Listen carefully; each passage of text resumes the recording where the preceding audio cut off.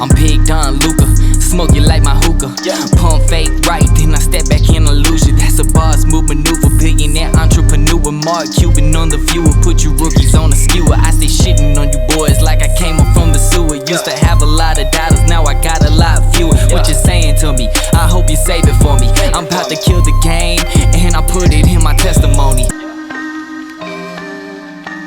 Hi, welcome to the Mainstream Mavs podcast. This is your host, Will. I'm joined here by my co-host, Jaren.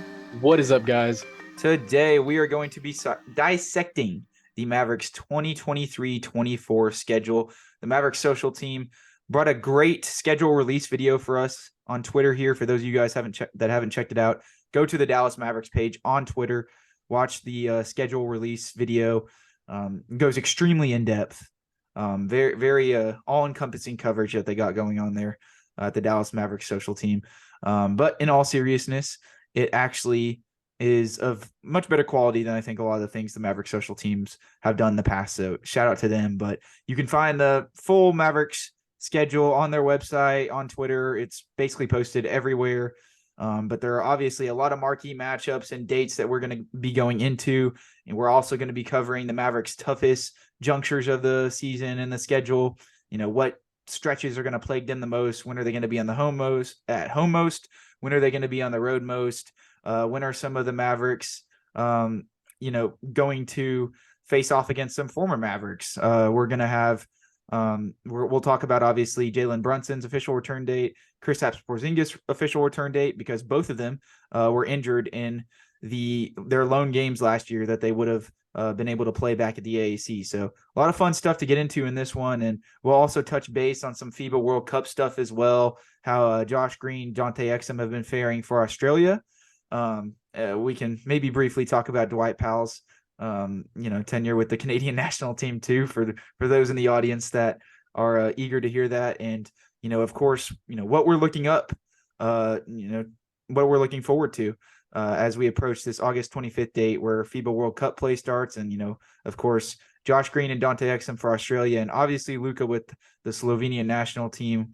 We've been covering his preparation games, but unfortunately he missed the game versus the USA versus the USA in Spain.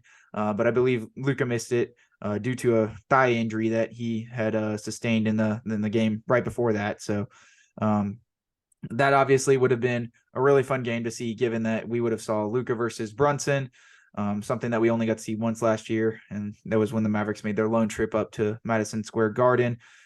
It will obviously be a, very heated, affair, probably in a sort of lighthearted manner, when they got matched up against each other and stuff like that.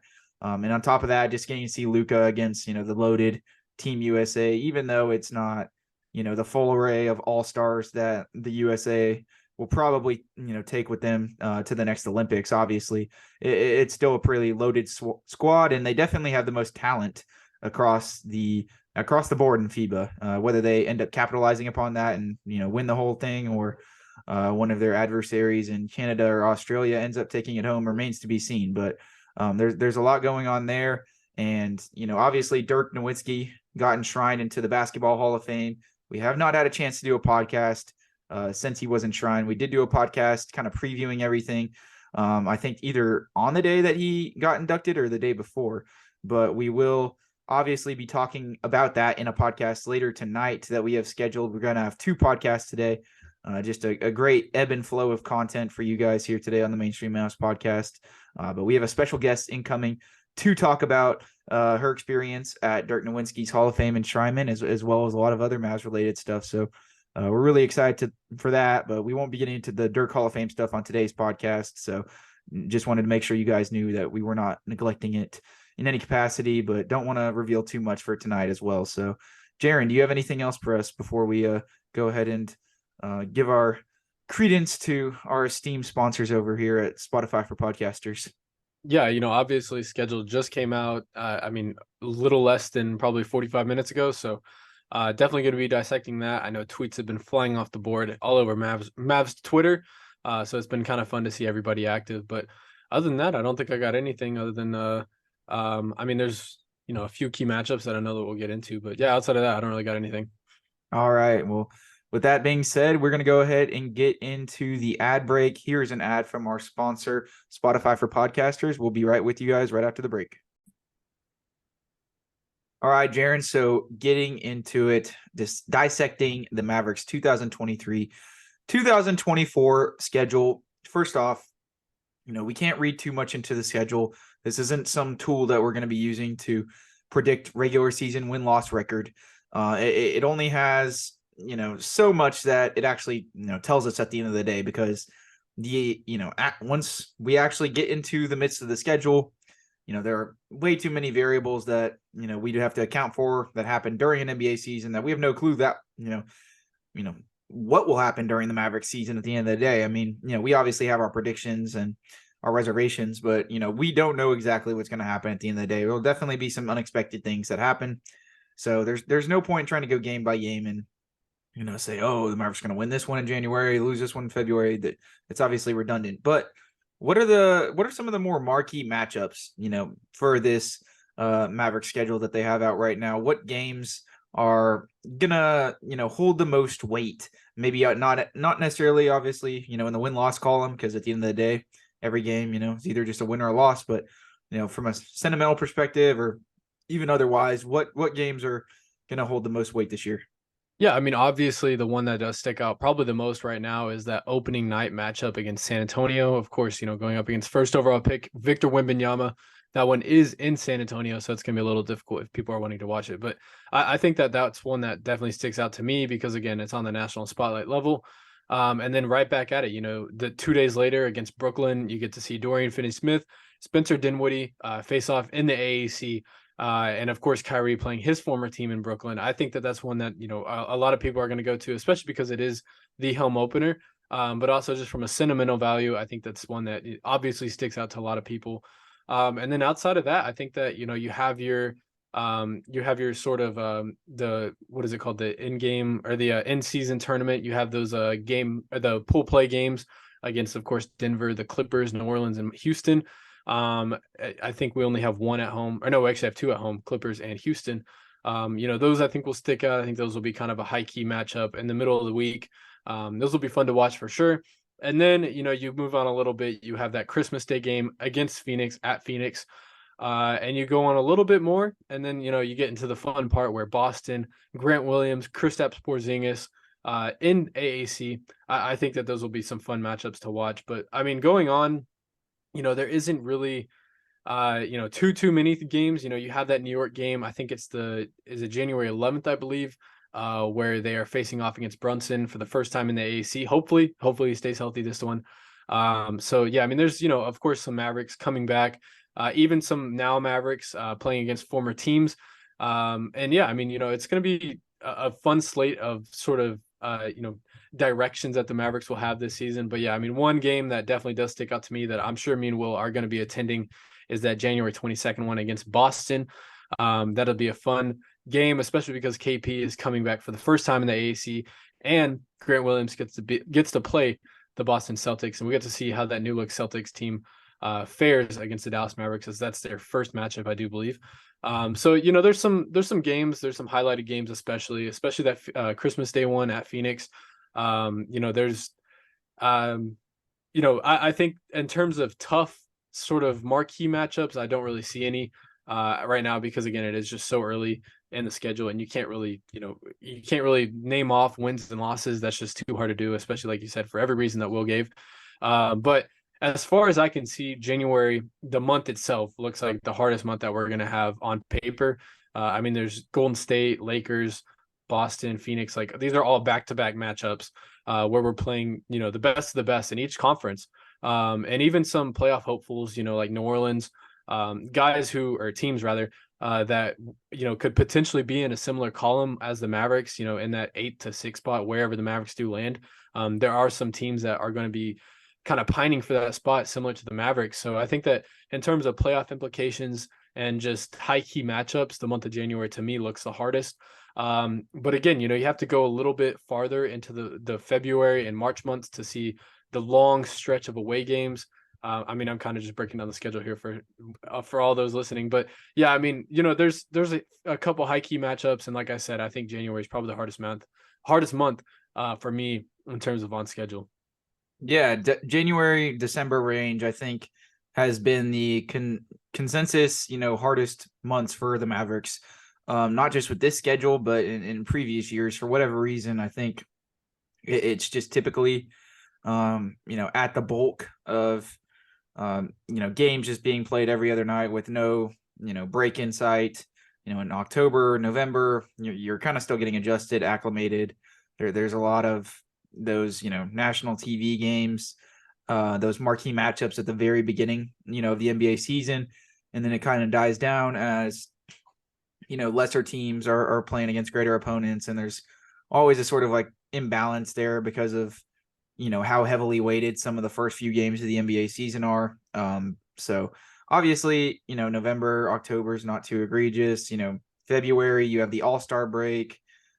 March is just a lighter sort of month, but both in February and March, I believe the Mavericks do, play a fairly significant amount of away games comparable to some of the other months. I do know that they have, or even if they don't play, a lot of away games, they have a lot more road stretches that, where they'll be on the road for 4, 5, 6 games. So that'll be, interesting from that perspective, but the strength of schedule in those remaining months isn't necessarily as, egregious as in January and December. And then of course, April is only about half a month before, the playoffs end up starting. So that's always been an interesting wrinkle in my opinion about the Mavericks schedule, is that it's always seems to be like heavily weighted, almost unequivocally weighted in those January, December months. But luckily, the Mavericks are not going to let their schedule dictate how they play next year. As we can't, let the schedule dictate how they're going to fare, because, a lot of these games could not even be what we think they're going to be. Like certain players may be out. We can only read into the tea leaves so much ahead of these games because we have no clue what the circumstances behind those games at the given time are going to be. Like say we play New Orleans and Zion's injured again.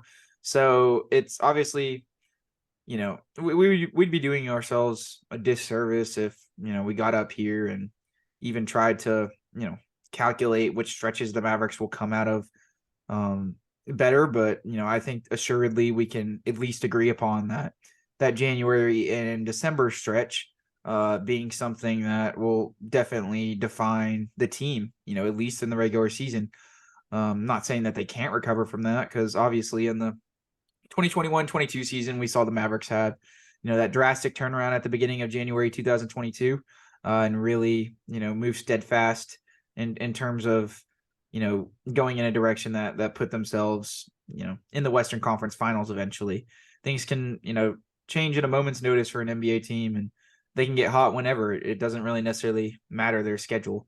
But, with that being said, the Mavericks, would put themselves in a very hard position if they, end up finishing below 500 or, just have a really rough go at it with, those December and January months. So I think that's what I'm looking, forward to the most in terms of determining the, strength and the ability to, counter adversity of this Mavericks team. Because last year, I think that there was, more of an attitude of disgruntled and, unsettlement, when the things were going haywire. It kind of just seemed like everybody kind of crumbled up and it was a quiet locker room.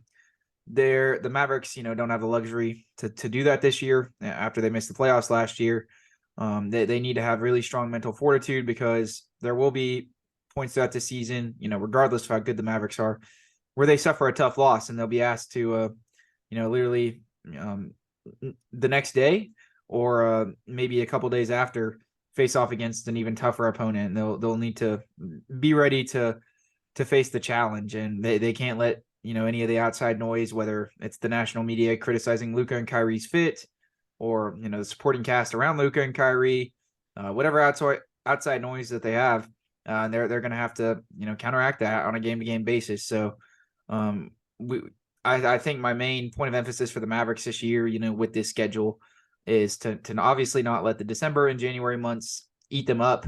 But even if they can, just come out of those months alive, having, at least not lost a ton of back-to-backs, and, if they can hold their ground in those months, I think that this team, when it's all said and done, will be poised to finish a little over 500 at the very least, as long as they can at least hold their own during that very tough and integral stretch.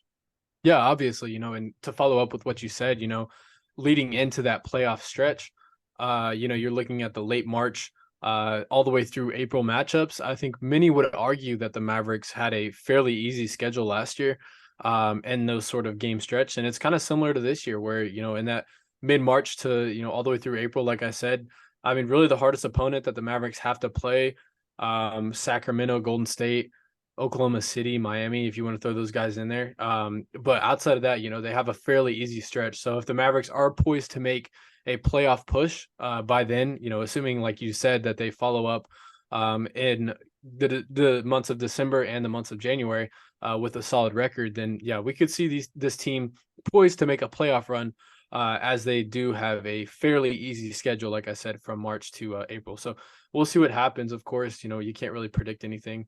And, Sacramento, I think, was the one surprising team last year. Many didn't have them even probably going into the playoffs last year. So, who knows what team could be like that this year. It could be a team that the Mavericks, happen to play later in the season. So, we just don't know what's going to happen in any given year in the NBA. So, you can't really predict anything. But as I said before, the stretch that the Mavericks have right before the playoffs, on paper seems to be fairly easy right now. So we'll see what exactly happens. But yeah, I mean, I'm excited. I think that, yeah, of course, January, and I think last year it was what month? It was the end of December going into early January, whenever the Mavericks had that 7-game win streak, which, many would argue as not really that good. And I think that we would share that sentiment. But yeah, I mean, the Mavericks are going to have to do something similar along the lines of that, hopefully just more convincingly, if they want to have a chance at making the playoffs. Because again, like you said, January is going to be a tough month. And those are the months that you're going to have to survive, whether it's going 500 or even a little over 500, to prove that you are a good playoff team at the very least. Yes, and I think a big point of emphasis for the Mavericks this year specifically will, obviously be, to stay persistent when they have a lead at halftime. Obviously, not playing down to their opponent, because that was something that plagued them throughout all last year. And they have a good enough roster to where that doesn't necessarily need to be applicable this year, and where they can have at least maybe a more stable set of games that once you're looking forward to them on the schedule, and we sort of know what's happening around the NBA as well as with the team, with injuries and all that, we can look at that like right there and be with confidence say, okay, that's probably a stretch where we may be able to come out of that with 3 or 4 wins, versus last year's team did not leave a lot of leniency in that department, with early season losses that were, extremely debilitating. For instance, like that Oklahoma City Thunder loss early in the year that the Mavericks were up by like 16 points with 4 minutes left in the fourth quarter and ended up losing in OT or something like that. Like things like that are going to have to be, an integral focus for the Mavericks, as well as their, coaching staff. And I mean, it starts at the top, the attitude of, Luka Doncic and Kyrie Irving, and, how tolerable they treat these, really, really bad losses, because they will happen eventually.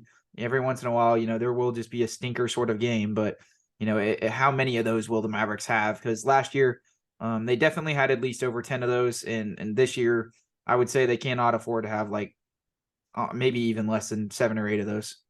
Yeah, more than 7 or 8 of those. My bad. No, yeah, absolutely. There was, I mean, a number of games, especially in the first, I would say 3 months, where the Mavericks just essentially shit the bed. And yeah, I mean, if the Mavericks are poised to, even be a top 8 team, or even just be one of the better playing teams, that number is going to have to be drastically lower than what it was last year. So, I mean, again, it seems like that stretch headed towards the playoffs seems to be a little easier for the Mavericks, as it always kind of seems to be. But we can't say anything because, again, I mean, anything can happen in any given season. So, you just don't really know. But yeah, I mean, I would say the December sort of matchups, in terms of highlights, those kind of stick out to me. I mean, you got the Christmas Day game against Phoenix, obviously, Cleveland right after that. And then I think you have the Lakers a few games before that.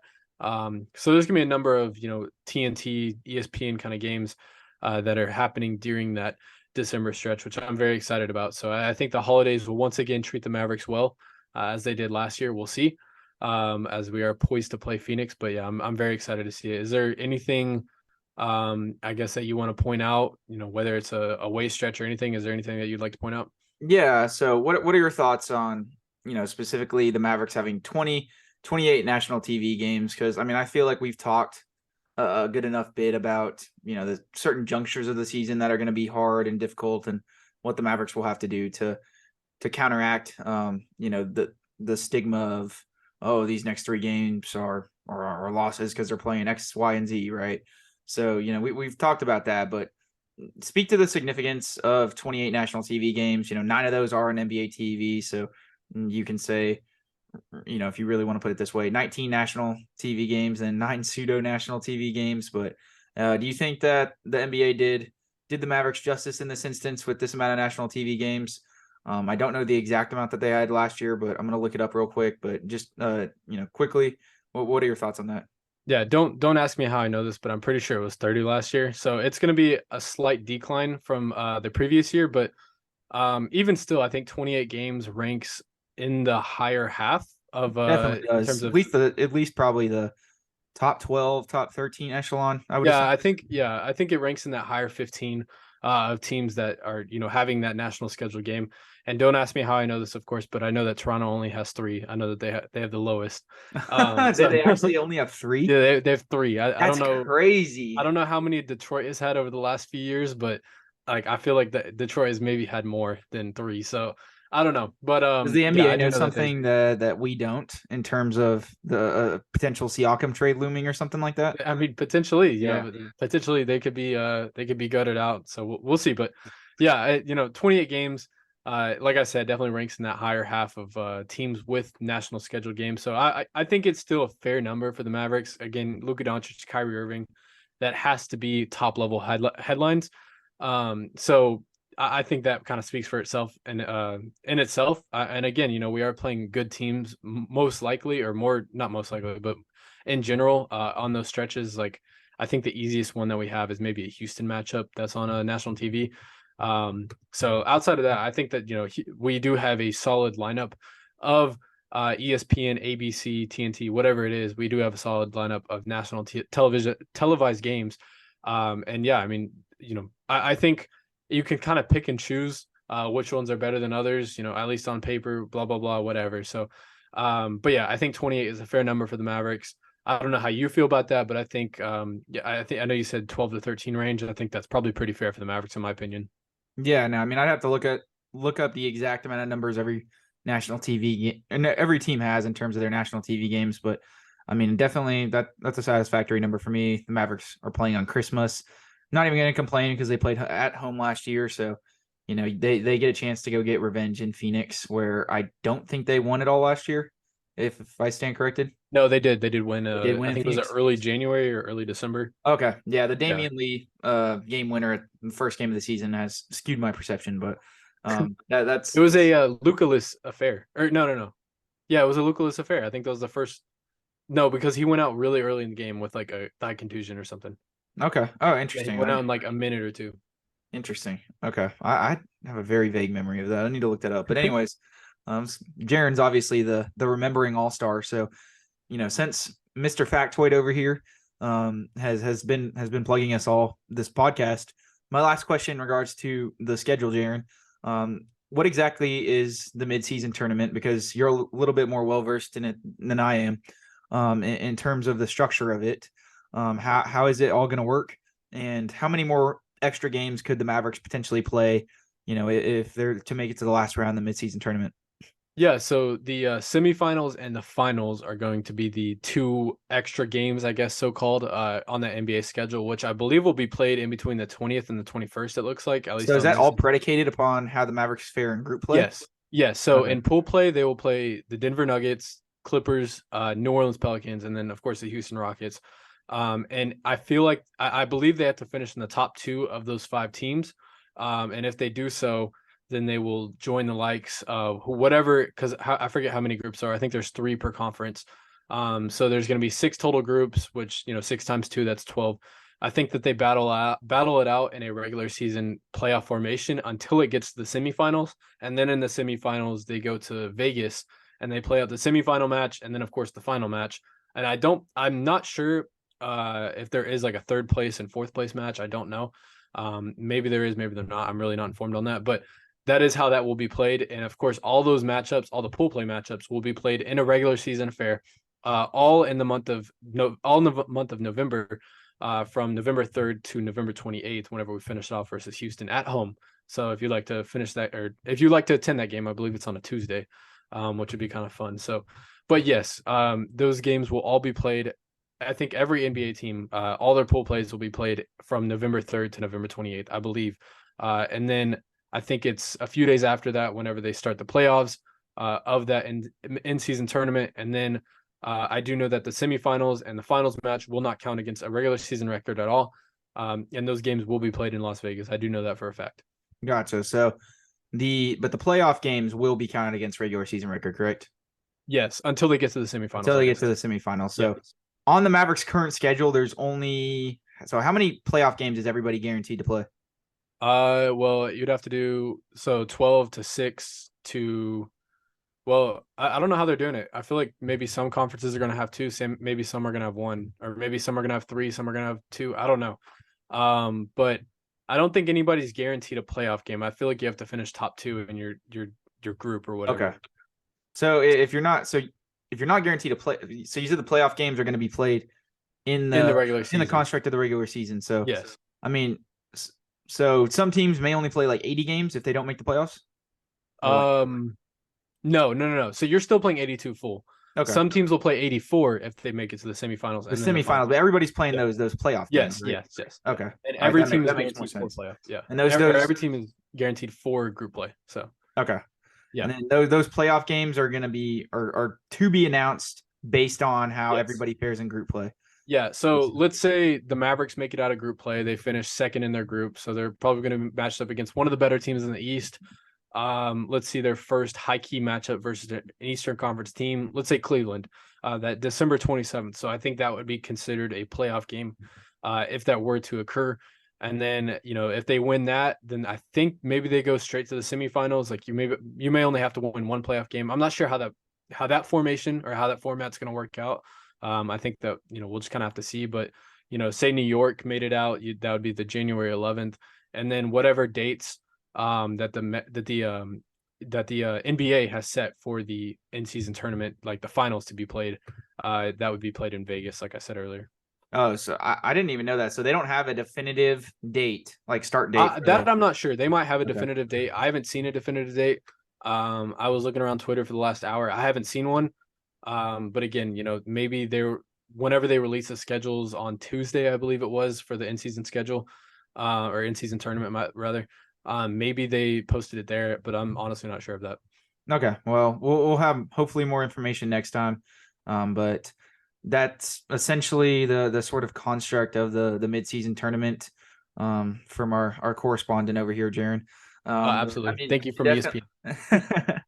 But nonetheless, it all does seem fairly complex, but I do like the way that the NBA, has formatted it to, not sacrifice any games, but also, not add on any unnecessary games for teams, barring really those, if you make it to the semifinals in the championship game, you play 2 extra games, which, I definitely is not going to really do anything in terms of changing the perception of, stats with players, year after year, or nor is it going to add like too much extra of a workload onto the individual players. So it'll be really interesting to see. I wonder if they're, I need to look at the new CBA a little bit more in terms of the penalizations for like resting players and stuff like that. But I'd be really intrigued if like we get to a certain juncture of the season and, a team's trying to sit out players in like group play or something like that, how the NBA would respond to that. That'd be an interesting wrinkle. But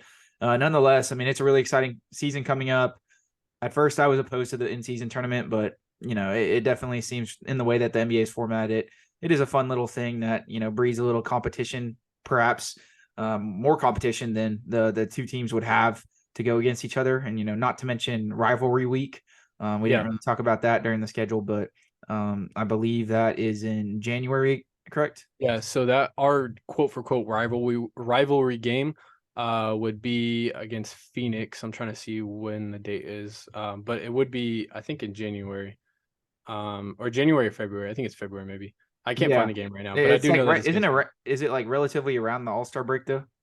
Yeah, oh, I think it's the January 24th. Yeah, it's right, or it's like a month before the All-Star break. Yeah. January 24th against Phoenix, at Dallas actually. So that kind of bodes well for us. But yes, it would be national televised, and it's like a week-long sort of rivalry week thing that the NBA set up last year. So yeah, no, that'll definitely initiate some good games right there, especially since that is a juncture in the season where you're just almost waiting to get to the All-Star break. It'll be fun to have a few good national TV games, especially because after the All-Star break, football season is usually officially over by then, and that's when we start to see more of the Sunday matinee games on ABC and stuff like that. So you're kind of stretched in before that. You typically don't get as many Sunday games. It's very week or Saturday or Friday heavy. So that'll be good for the Mavericks as well. But barring that, Jaren, do you have anything else in terms of the schedule? It's always fun to cover when it comes out and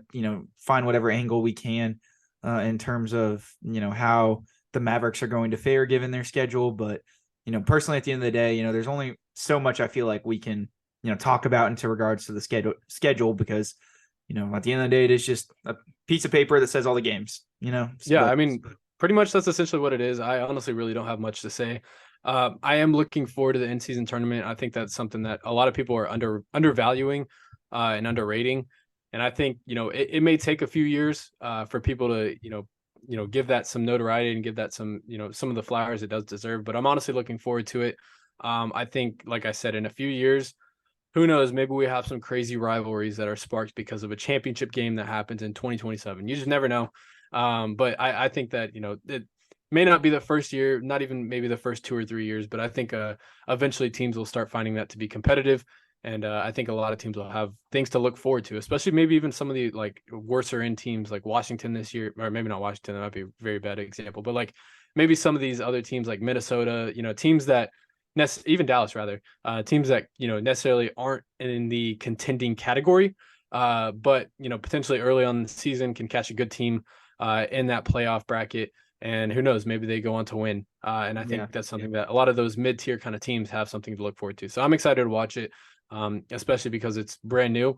And, it really doesn't add any games or any like extended number of, injury possibility or anything like that. So I think it's just something that works within the schedule. Yeah, it's not going to change when you're anything. like complaining. When you're like comparing players like you're across their careers, seeing that one player won a midseason tournament versus, X other player is not gonna, yeah, exactly. It's just come up in an ESPN debate, hopefully, but I don't know. Maybe Colin Cowherd would bring that up because he's known to have some awful takes. So, you never know. but yeah, I would definitely stay. I think that the schedule, you can't really break it down as much as we did, or you can't really break it down as much more than we already did. And I mean, we can probably just leave it at that, honestly. And like I said, I'm looking forward to the Mavericks season. And of course, I think I'm getting more and more hype as the days come along for that San Antonio game in San Antonio. I think me and Will have some potential plans for that one. So we'll see. Yes, but, we'll reveal some of our plans to you guys before we wrap up the podcast. We'll talk about 10 games that me and Jaren handpicked before the podcast to attend. Now, we don't know if we can go to all 10, but in an idealistic world, we would be able to. So, those are some games that I think you guys might be entertained to potentially go to as well. They're really fun marquee matchups that we all had some sort of meaning, even if it was more personal to us or if it was related to the Mavericks as to why we selected those games. So we'll definitely talk about that for you guys at the end of the podcast, just briefly go over that. But Jaren, let's touch base with what's been happening with some of the Mavericks in international play. Obviously, we'll get into the Dirk Nowitzki Hall of Fame enshrinement stuff tonight. Dante Exum and Josh Green just had an affair against South Sudan in exhibition games ahead of the World Cup. We're not going to go too in depth into it, but how are they looking over for Australia at the moment? And obviously, potential Maverick, but not a Maverick anymore after, I believe, 24 to 36 hours, whatever it was. Matisse Thybulle reined in like 5 threes on like 5 of 6 shooting or something like that. So that's always great to see him just, becoming a sharpshooter, like literally when that's the, complete antithesis in terms of the narrative beyond, behind his game. He's literally, been plagued by his one-dimensionality on offense, not really being able to do much, but, be a good cutter. He's just hitting threes right off the bat now. But, I mean, it's just an exhibition game, so we're not going to trip over it. But if it starts to happen even more, well, we may have some sad affairs on the podcast. But I would definitely say that we can at least be excited about what Dante Exum and Josh Green are doing over there. I watched the highlights from their most recent game, and personally, nothing stood out crazy to me from an offensive perspective. But I did think that both of them, were playing extremely good defense. Jumping passing lanes, staying really aggressive. They almost looked like they were too athletic of specimens for some of the South Sudanese players to handle at the point of attack sometimes. Did you have anything to take from some of these preparation games? And if you want to speak on, Dwight Powell, who's also playing for Team Canada, he hasn't really been playing necessarily the best basketball of his career, but he is getting PT, and Team Canada is poised to try and make a run at USA. So if you'd like to talk about those guys at all, obviously Luka a little bit as well, even though he sat out the last game versus Team USA. The floor is yours. Yeah, I mean, I'm not gonna lie to you. The only quote for quote highlights of Dwight Powell's so far FIBA World Cup preparation games that I've seen have been all but sort of funny moments from him, either falling or just being overly aggressive, or getting a rebound that he should, or just something random like that, which they're lowlights, not highlights. Highlights, whatever. But so I can't really speak much on him, but in terms of Dante Exum and Josh Green, I will admit offensively Josh Green looks a lot more well-rounded through the 5-minute highlights that I watched. In terms of playmaking, I think that he, found a couple guys that necessarily, maybe in earlier years he probably wouldn't have found. I thought Exum looked good too. Exum did too. Yeah, I was going to speak on Exum a little bit. I think that he's going to be a sneaky little guy, or not sneaky little guy, but I think he's going to be sneaky in transition. And I think watching him and Kyrie and Josh Green all pair up together in transition, and even Omax, you can throw him in there now. Watching them all together in transition will be really fun, and I think adding Dante Exum in that sort of category of guys will definitely help out the Mavericks in terms of pace and in terms of speed. So I'm excited to see what happens with that. But that was really the only offensive things that, not only, but those are some of the offensive things that kind of stuck out to me. Other than Josh Green's like 4 missed layups or whatever it was. Yeah. I don't think there's anything that we need to worry about. Yeah, I mean, they were blowing South Sudanese out at the end of South Sudan out at the end of the day. So it wasn't a game where they need to rely like way too heavily on those guys in the Australian rotation. But I mean, they got a deep rotation over there in Australia, so it's impressive to see those guys making strides and making plays. But I do think Exum's season with the Mavericks is largely going to be predicated upon how reliable his outside shot is, because that'll open up a lot of things in terms of him using his ability to get to the rim and attack off closeouts. If he's at least hitting league average from 3, he hasn't. I'm not going to act like we have a crazy sample size to go off in these last couple games, in Australia's preparation games, but that's definitely something I'm going to monitor as the World Cup continues to go on, when we're tuning into those Australia games, as well as, how much of a leash Australia gives Josh Green to handle the ball and stuff like that. Seeing him create for himself in any capacity in international play is going to be intriguing to me for sure. Yeah, absolutely. I mean, I couldn't, hold more praise to that than what you just said. So I'm excited to see, headed into training camp and of course preseason, what exactly these guys can do. I know Josh Green extension talks just opened up. I'm sure we'll get into that into a later episode, maybe not today and maybe not tomorrow, but we'll touch up on it for sure at some point before this week ends. But transitioning this into our Lord and Savior Luka Doncic, in terms of Slovenians preparation matches, I mean, have we really seen anything that's been like, well, we have seen some we covered absolutely his insane game in things. which he did good, We you know, did. versus Yeah. Montenegro, Greece, and all that. And I believe it was that game versus Spain. I didn't even know that they Yes. were slated to play that the day before they played USA. And he played the first half and sustained a little bit of a thigh injury. And he played pretty well in the first half. I didn't get to catch the highlights from that game, but I saw the stats on Twitter were really good. They're keeping him out. It doesn't seem to be anything serious. And MRIs came back negative, I believe. So he'll be back ahead of the actual World Cup. I believe they have maybe 1 or 2 preparation games left. Don't quote me on that. I know one against Japan, I know for sure. And Yeah, outside of yeah. that, I'm not sure. So we will get to see Luka play, I think, at least one more time before August 26th when Slovenia kicks off in Group B play of the World Cup versus Venezuela, I believe. I think, Venezuela. Yeah. So that is the next time, we'll get to see everything officially. Starting August 25th is when we'll, see these guys go balls to the wall 100%. These exhibition games, obviously they're trying and they want to win, but the coaches are obviously reserving, emptying out every single wrinkle and, rotation that they have in the book because they want to save these guys' legs a little bit, especially since a lot of them were just playing in the NBA season. But yeah, Josh Green extension talks. That'll be interesting to cover. We'll get more into that, but I'm glad the Mavericks, have surfaced conversations on that. They have until October 23rd to officially get that done. And you really hope that they would get that done, given the caliber of, player Josh Green is.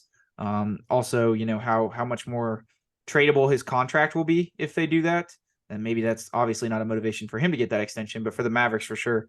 And then, lastly, just so he doesn't hit the open market next year. Those are all 3 reasons why that hopefully gets done, as Australia is still playing over there in the World Cup and Josh Green's participating. But barring that, that's gonna go ahead and wrap it up for this episode. This has been Will and Jaren with the Mainstream Mavs podcast. Make sure to follow us on Twitter or X at Mainstream214. Make sure to follow us on YouTube, obviously. Comment down below. What are you most excited for when the FIBA World Cup starts between all the Mavericks playing and stuff like that? What are you most looking forward to? Also give us a like and subscribe if you haven't already. And then make sure to get us on Apple Podcasts or Spotify or wherever else you get your podcasts. We really appreciate the feedback. Give us a review, turn on post noties, and we will catch you guys in the next one. Bye.